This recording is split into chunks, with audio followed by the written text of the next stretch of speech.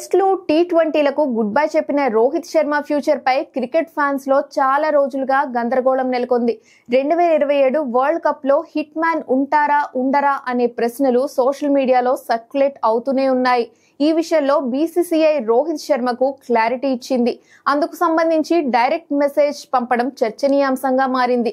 Rohit Sharma 2024 June 29న టీ20లకు, 2025 మే 7న టెస్ట్లకు retirement ప్రకటించాడు. దీని తర్వాత ఇంటర్నేషనల్ క్రికెట్ లో రోహిత్ ఫ్యూచర్ ఎలా ఉండబోతోందనే చర్చలు కొనసాగుతున్న వేళ బీసీసీఐ రోహిత్ తో మాట్లాడటం ప్రాధాన్యత సంతరించుకుంది.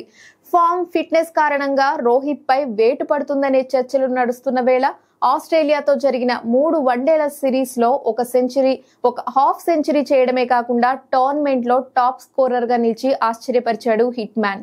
సౌత్ ఆఫ్రికాతో వన్డే సిరీస్ కు మళ్లీ జాయిన్ అవుతున్నాడు. రాంచీ, రాయ్పూర్, వైజాగ్ లో నవంబర్ 30, డిసెంబర్ 3, డిసెంబర్ 6 తేదీల్లో సౌత్ ఆఫ్రికాతో వన్డేలున్నాయి. వన్డేల ముందు బీసీసీఐ రోహిత్ తో మాట్లాడటం ఆసక్తిగా మారింది.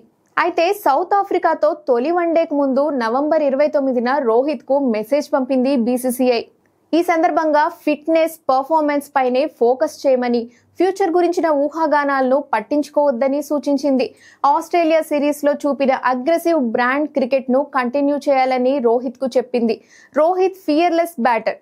ఆస్ట్రేలియాలో కండిషన్స్ దారుణంగా ఉంటాయి. అయినప్పటికీ సిరీస్ లో హైయెస్ట్ రన్ స్కోరర్ గా నిలిచాడు. అదేవిధంగా ప్రస్తుత సిరీస్ లో కోహ్లీతో కలిసి టీమిండియాను లీడ్ చేయాలని సూచించింది. యంగ్ బ్యాటర్స్ లో కాన్ఫిడెన్స్ నింపాల్సిందిగా సూచించింది. ఇక 2027 వరల్డ్ కప్ ను దృష్టిలో ఉంచుకొని రోహిత్, కోహ్లీ ఫ్యూచర్ పై దృష్టి సారించిన బీసీసీఐ సౌత్ ఆఫ్రికాతో సిరీస్ తర్వాత ఈ అంశంపై మీటింగ్ ఏర్పాటు చేయనున్నట్లు తెలుస్తోంది.